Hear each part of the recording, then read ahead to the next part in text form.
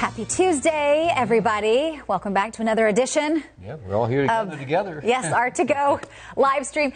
Okay, so this morning we are talking about, we want to know your thoughts. A lot of kids are already going back to school, but technically that is breaking a North Carolina law. Some kids are going back later, like after August 26th. Breaking the law. Yeah. Yes, we'll get into that. We'll have that story in a moment. But comment below. We want to know what you think. Do you like the kids starting earlier, or are you good with them starting later in August? Yeah.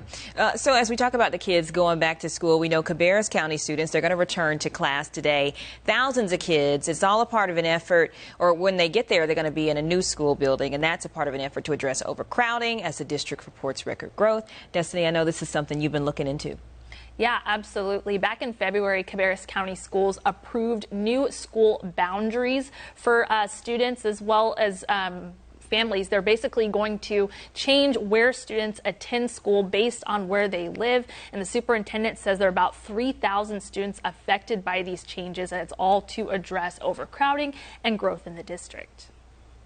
For many students at Cabarrus County Schools, the first day of school starts in a new building. The district's long-term realignment plan goes into effect this school year, moving thousands of students into new schools to manage class sizes. Superintendent Kopicki says it's just the beginning of a solution to overcrowding as more people move to Cabarrus County. That's a challenge that we are going to continue to work with and continue to seek to understand where our kids are moving to and where those growth patterns are the hottest, and make sure that we accommodate our kids appropriately. He says most of the overcrowding happens at the elementary school level. And as a new elementary school opens today, the district is in the design and planning stages for 2 more to open in the coming years. So no matter where you go to school in this county, in any one of the schools, elementary, middle, high school, you're going to receive the best education possible by the best educators possible. For families sending their child to a new classroom today, teachers like Madeline King have this piece of advice for starting the year off on the right foot. Find someone that you feel comfortable asking your questions, and then ask all the questions. Get everything that you need so that you feel secure and like you can have the best experience possible. Destiny Richards, WCNC Charlotte. A lot of good information there. Yeah, this realignment plan was in the works last spring. There was a lot of pushback from families, but ultimately, the district says a lot of people are moving here, and we have to, make those class sizes manageable. I think so many districts in our area are dealing with that overcrowding issue and trying to figure out, what's the solution here. Yeah, more than 100 people a day moving into Charlotte. Yeah, it's unfortunate because, families will have to, take different distances to take their kids to school and things like that, but yeah, today starting school, a lot of people starting school in new buildings. Yeah, so Cabarrus County, just one of many schools in North Carolina starting their school year earlier. And it's a trend state lawmakers, as we were talking about, well, they're not happy about it.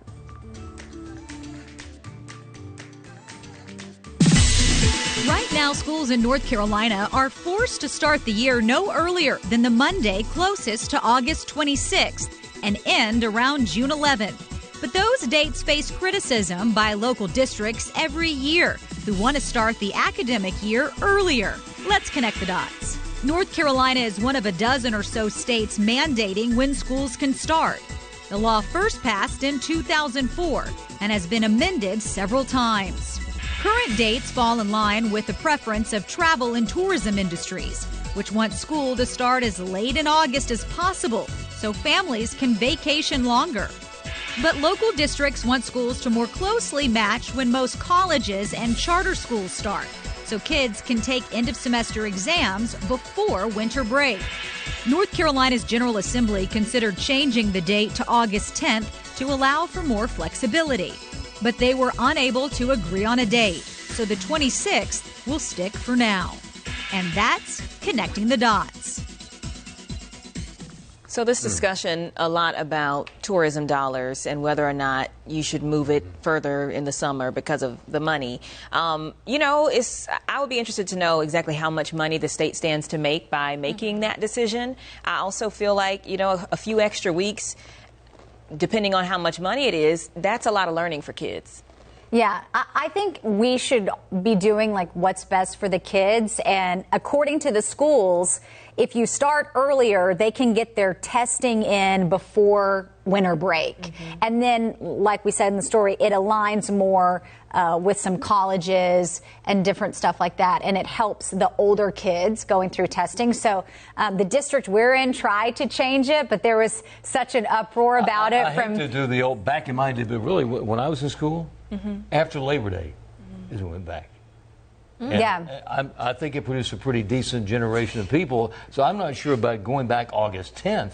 Well, that's way too soon. I've noticed, like, people have vacations. Not everybody can have a vacation. But they get out of school earlier. They get out of school in like May, as opposed to the kids now go to school in June. In June, yeah. So I think it's very subjective. Yeah. Oh, totally. And I've noticed a lot of my friends on the East Coast and like friends that I have in Boston, they go back after Labor Day. Exactly. But then I have so many friends in Texas and Arkansas, and they all start early August, get out in May. So yeah, that was me, Texas. Yeah. I started earlier.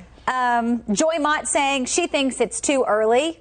Not all schools have AC, and it's too hot. So I'm thinking Joy Mott is with you, Larry, on the starting after Joy's Labor Day, and still supports us. Thank you. What I'd like to see is just more consistency, and maybe I'm not a mama, so maybe you can speak about it from a different perspective. But I just feel like the districts, it's like one is this week and the other is 2 weeks later, and I just think a little bit more consistency, right? Well, and it's hard too, especially when the kids get involved in extracurricular activities.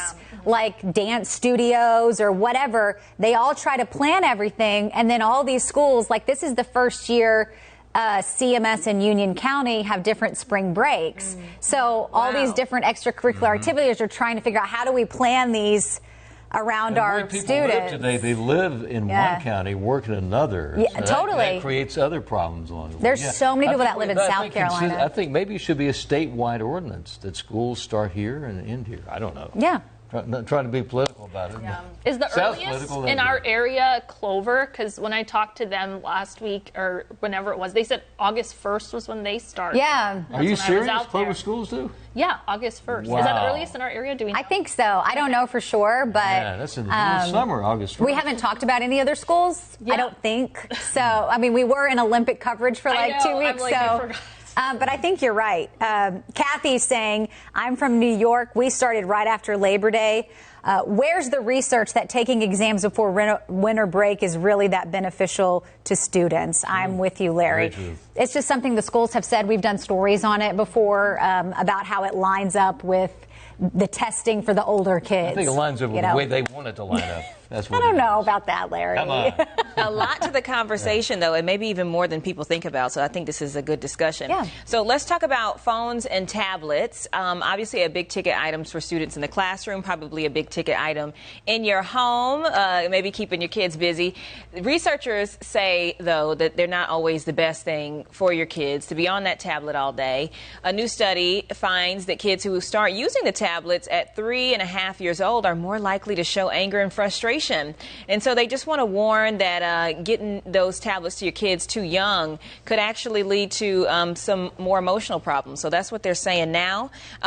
We're moving into a tech world. I mean, do we see us taking them out of the kids' hands? I don't know. I see some of those people on the highway every day now. The ones that had tablets too soon, they're out there very angry. With the road rage? Yeah, it's hard because, like, the school lessons and everything are done.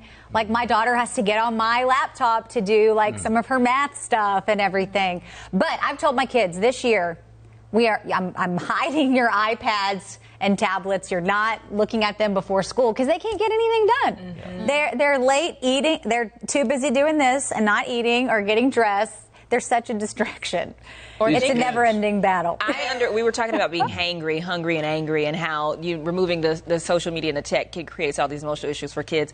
I mean, if someone takes my phone, I might get a little upset. You know what I mean? We are so addicted to these things. But your frontal lobe is developed. Right, this is true. What is it going to be like? I don't know. Maybe creating a pattern or like a system, and like I hear reward systems work. So like if you do this, then you get this much time.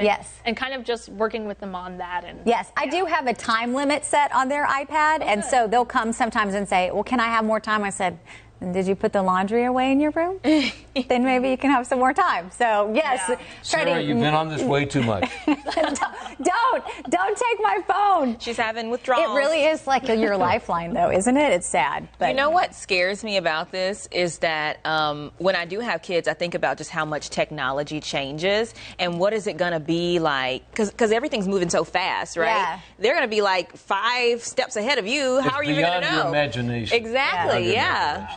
Or is it you or Ben who said, I think they're just going to go, we hate all this social media, and like there's a whole generation that just gets off of it. I think it'll turn full circle. It'll happen where they go, we're not going to deal with all that. Give me some pencil and paper. Yeah, I still like in my paper calendar. Today, sure. I don't know about that. I'm not sure about that. All right. Well, comment below. Let us know your thoughts. Let us know what you think. And we'll see you back here tomorrow morning.